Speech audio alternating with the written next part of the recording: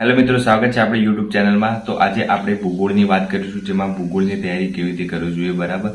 તો આખો વિડીયો તમે જોશો તો તમને આઈડિયા આવી જશે કે ભૂગોળમાં કઈ બુક વાંચવી જોઈએ, કેટલો ટાઈમ આપવો જોઈએ, કેવી રીતના વાંચવું જોઈએ, કેવા પીવાયક્યુ સોલ્વ કરવા જોઈએ, કઈ ટેસ્ટ આપવી જોઈએ, એ બધી આપણે આ વિડીયોમાં વાત કરીશું। તો વિડીયો લાસ્ટ સુધી જોજો તો તમને યુઝફુલ થશે, બરાબર। તો ચલો ચાલુ કરીએ વિડીયો। જો શરૂઆતમાં પહેલાં તમારે જે ટોપિક આપ્યા છે કોન્સ્ટેબલ અને પીએસઆઈમાં, એ ટોપિક જોઈ લેવાના, બરાબર। અને એ ટોપિક છે એ જીપીએસસી પ્રમાણે જ છે બધા, અને એ ટોપિક છે એ જીપીએસસીના બેઠા કોપી પેસ્ટ કરેલા છે, બરાબર। તો મેં જીપીએસસીનો સિલેબસ પણ જોયો અને આપણો પીએસઆઈ કોન્સ્ટેબલનો છે એ સિલેબસ પણ જોયો, તો બંનેમાં ટોપિક તો સેમ જ છે।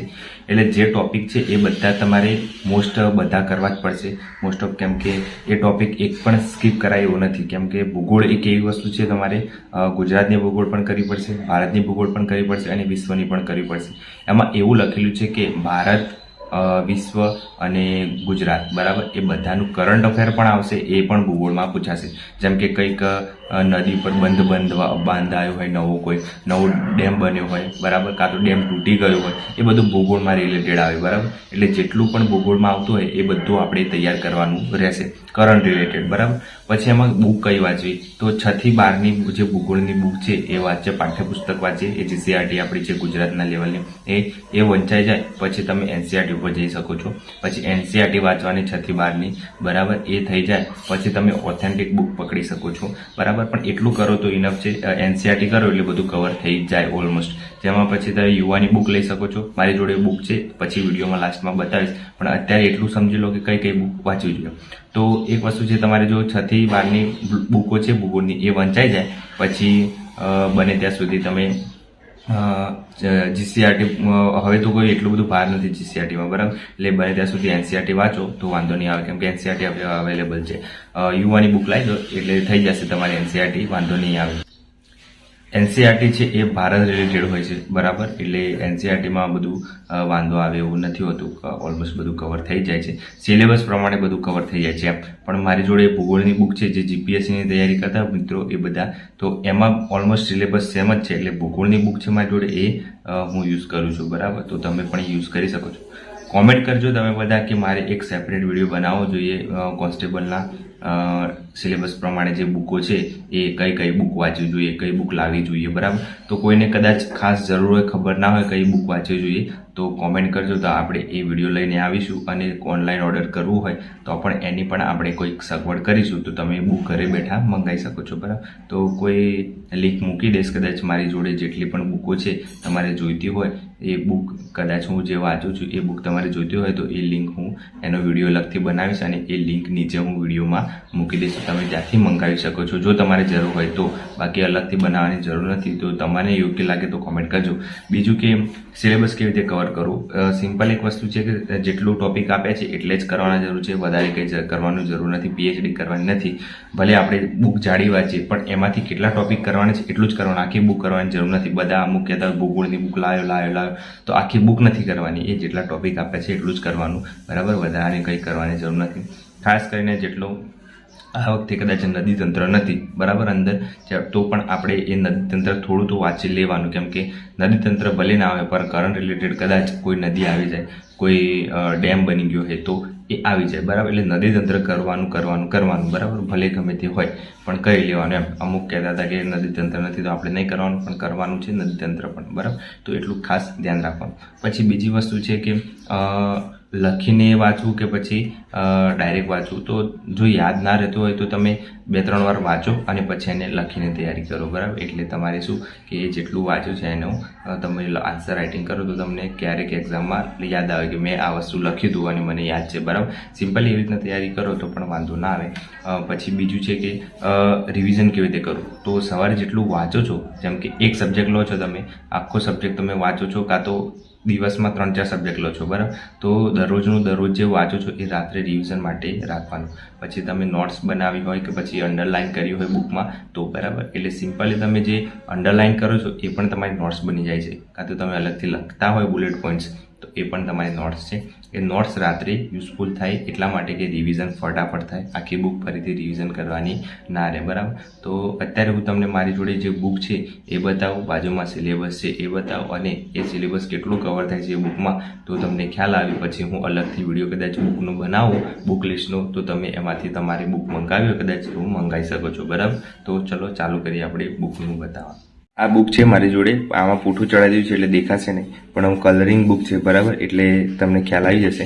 યુવાની ભૂગોળ, જો ભારતની ભૂગોળ આ છે, બરાબર. તો આમાં ઓલમોસ્ટ સિલેબસ બધું કવર થઈ જ જાય છે. મેં ટીક કરી છે સામાન્ય પરિચય, બરાબર. પછી છે ભારતનું ભૂપૃષ્ઠ, બરાબર. પછી જો અહીંયા બધું મેં ટીક કર્યું છે.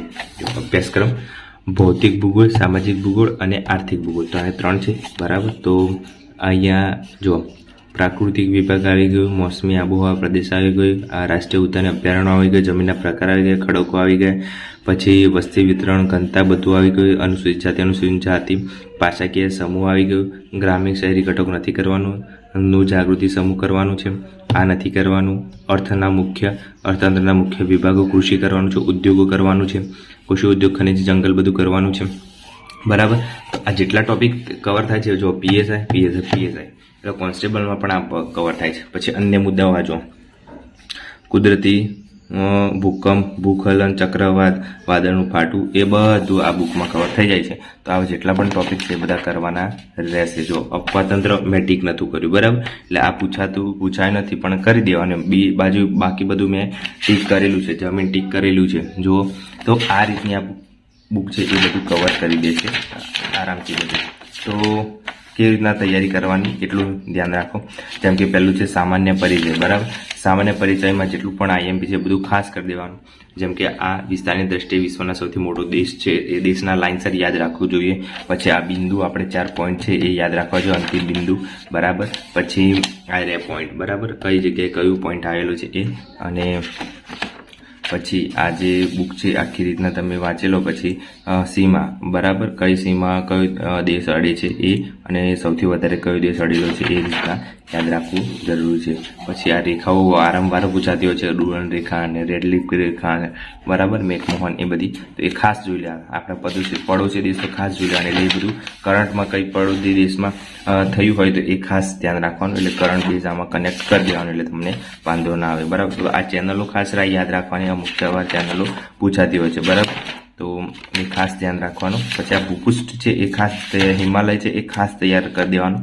ભારતનું હોય કે ગુજરાતનું હોય કે બધું જે હોય એ પર્વતો પૂછાતા આવે છે આ એટલા માટે. બીજું આમાં જેટલું પણ યાદ રાખવા જેવું છે એ બધું ઓછું જ પડે છે, પણ મોસ્ટ છે એ બધું કહી દઉં. આ ખાસ આઈએમપી છે, બરાબર, મેં આપણે ટેલિગ્રામમાં મૂકી દીધું છે.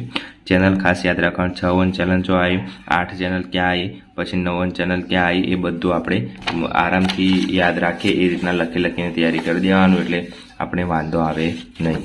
તો આ એક વસ્તુ એવી છે જો કે તૈયારી કેવી રીતે કરવાની, સિમ્પલ છે, બીજું કંઈ ખાસ કરવાની જરૂર નથી આમાં. જેમ કે આ બુક છે આપણે, તો આમાંથી પીવાયક્યુ જોવાના, અને પીવાયક્યુ જોયા પછી તમને ખ્યાલ આવે કે હા આ રીતનું પૂછાય છે તો આપણે વાંધો આવે નહીં.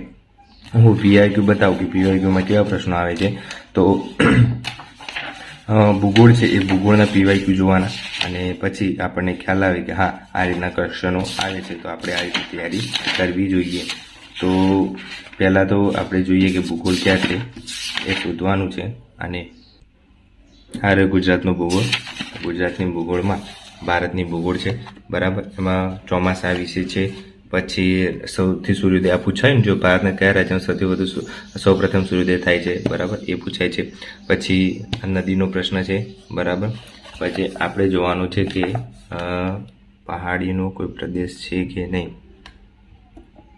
જો આ પ્રશ્ન છે એ છે મેઘાલય, ઘાસીખારો, આંધ્રપ્રદેશ, મલયાલમ ભાષા છે, બરાબર. ભાષામાં તો વાંધો નહીં આવે. બીજું ગંગા પ્રોજેક્ટ. આ જો માળવાનો ઉચ્ચ પ્રદેશ અને ભારતના કયા પ્રાથમિક ભૌગોલિક વિસ્તારનો પેટા વિસ્તાર છે. જો આ રીતના તમારે ખડકોના પ્રશ્નો પૂછાતા હોય છે. ઉત્તર પૂર્વીય હિમાલય, આ જેટલા પણ હિમાલયના ભાગ પડે છે એ પ્રમાણે આપણે પીવાયક્યુમાં જોવાના કે કેવા રીતના પ્રશ્નો પૂછાય. જો વિશ્વની ભૂગોળ, એવા પણ ક્વેશ્ચનો પૂછાય છે વિશ્વના રિલેટેડ, બરાબર, એટલે વિશ્વની ભૂગોળ પણ પૂછાતી હોય છે. એટલે વિશ્વની ભૂગોળમાં શું આવે તો કંઈક કરંટ રિલેટેડ ક્વેશ્ચન હોય તો પણ આવી શકે છે. જો પ્રશાંત મહાસાગરની ખાઈઓ પૈકી કઈ ખાઈ સૌથી ઊંડી છે, બરાબર, એવું પણ પ્રશ્ન પૂછાઈ શકે છે, બરાબર. એટલે જો અહીંયા પણ પૂછાયું છે, આપણા પેલા દેશમાં થયું હતું એ UNCHR દ્વારા ઓક્ટોબરમાં પ્રકાશિત કરવામાં આવેલ અહેવાલ અનુસાર વિશ્વમાં સૌથી વધુ ક્યાંમાં શરણાર્થીઓની વસ્તીનો યજમાન દેશ કયો છે, બરાબર. તો આ કરંટ રિલેટેડ ક્વેશ્ચન કહેવાય. આ ભાઈ કરંટ રિલેટેડ ક્વેશ્ચન કહેવાય. આ કરંટ રિલેટેડ ક્વેશ્ચન કહેવાય. એટલે આ બધા કરંટ રિલેટેડ વધારે પૂછાતો. જો તાજેતરમાં જેમનું અવસાન થયું તેવા ઇલા ભટ્ટે કયા ક્ષેત્રમાં યોગદાન આપ્યું હતું, જો કરંટ રિલેટેડ. એટલે વિશ્વની ભૂગોળ છે એ કરંટ રિલેટેડ જ આપતી હોય છે. એટલે કરંટ ખાસ કરવાનું, એટલે વાંધો આવે નહીં. હું વારંવાર વિડીયો એટલા માટે બનાવું છું કે તમે કોઈ વસ્તુ તૈયારી કરતા હોય, ખ્યાલ ના આવતો તો તમે આ વિડીયો જોવો તો તમને ખ્યાલ આવી જાય, બરાબર. એટલા માટે બનાવવાનો કોશિશ કરું છું કે તમે કોઈ ભૂલ ના કરો, બરાબર. તો આવી રીતના પ્રોપર પ્લાનિંગ સાથે તમે તૈયારી કરશો તો તમારે 100% રિઝલ્ટ મળશે, બરાબર. રોજનું રોજ કરો, ટોપિક એક કરો, સબ્જેક્ટ સાથે સાથે લઈને બધા ચાલો, બરાબર. દિવસના 3-4 સબ્જેક્ટ લઈ શકો છો અને રોજના 2-2 કલાક 3-3 કલાક એક સબ્જેક્ટને આપો, બરાબર. નાનો સબ્જેક્ટ હોય, આવડતો હોય એને ઓછું ધ્યાન આપજો, ના આવડતો એને વધુ ધ્યાન આપવાનું, બરાબર. મેથ્સ છે એ ખાસ ધ્યાન આપવાનું અને પ્રેક્ટિસ રોજ કરવાની અને રિવિઝન રોજનું રોજ કરવાનું. જો તમે 3-4 સબ્જેક્ટ લો છો તો રાતે રિવિઝન માટે 3-4 કલાક રાખવાના, બરાબર. 3 તો મેક્સિમમ રાખવાના, જેમાં ફટાફટ અડધો કે કલાકમાં બધું ફટાફટ પૂરું થઈ જાય, બરાબર. જો 3 સબ્જેક્ટ લો છો તો 3 કલાક, 4 સબ્જેક્ટ લો છો તો 4 કલાક રાખવાના. બીજું કે બેઝિક જેટલું કરી દીધું હશે વાંધો નહીં આવે, પછી એડવાન્સ થોડું કરવાનું, બરાબર. પછી એમ થાય કે કોન્સ્ટેબલ લેવલે આ ના પૂછાય એવું નહીં રાખવાનું, બધું એડવાન્સ કરી જ દેવાનું. કેમ કે હવે કોમ્પિટિશન વધી ગઈ છે તો લેવલ પણ થોડું રહે એવું લાગે છે. તો કદાચ વિધાનવાળું પૂછાઈ જાય તો આપણને આવડવું જોઈએ, બરાબર. એ બધું ધ્યાન રાખીને તૈયારી કરવાની, એટલે વાંધો આવે નહીં. એટલે દરરોજનું દરરોજ કરશો તો વાંધો નહીં આવે. અને ભૂગોળમાં આટલું કરશો, જેમ કે એક બુક લેવાની અને PYQ લેવાના અને MCQ ટેસ્ટ લેવાની, બરાબર. આ 3 વસ્તુ કરશો તો તમારું રિઝલ્ટ સારું જ આવશે, બરાબર. એટલે દરરોજનું દરરોજ થઈ જાય એટલે પછી મૂકી દેવાનું, પાછું એને આગલા દિવસે રિવિઝનમાં લેવાનું, પછી વીકલી રિવિઝન કરવાનું, પછી મંથલી રિવિઝન. આ 4 વાર રિવિઝન થાય એટલે તમારું પાકું થઈ જાય, બરાબર. તો વિડીયો ગમ્યો હોય તો લાઇક કરજો, શેર કરજો અને ચેનલ પર નવા હોય તો સબસ્ક્રાઈબ કરી દેજો. અને તમારે જો અલગથી વિડીયો જોઈએ છે સિલેબસ પ્રમાણે કઈ બુક વાંચવું જોઈએ, બરાબર, ભૂગોળ માટે કઈ, ઇતિહાસ માટે કઈ, બરાબર, બંધારણ માટે કઈ, તો કોમેન્ટ કરજો તો આપણે એનો પણ અલગથી વિડીયો બનાવી દઈશું અને નીચે આપણે એની લિંક મૂકી દઈશું. જો તમારે ઓનલાઈન કદાચ ઓર્ડર કરવો હોય તો કદાચ મળતી ના હોય બુક તો, બરાબર. તો આજ માટે આટલું રાખીએ અને કોમેન્ટ જરૂરથી કરજો. જય હિન્દ, જય ભારત.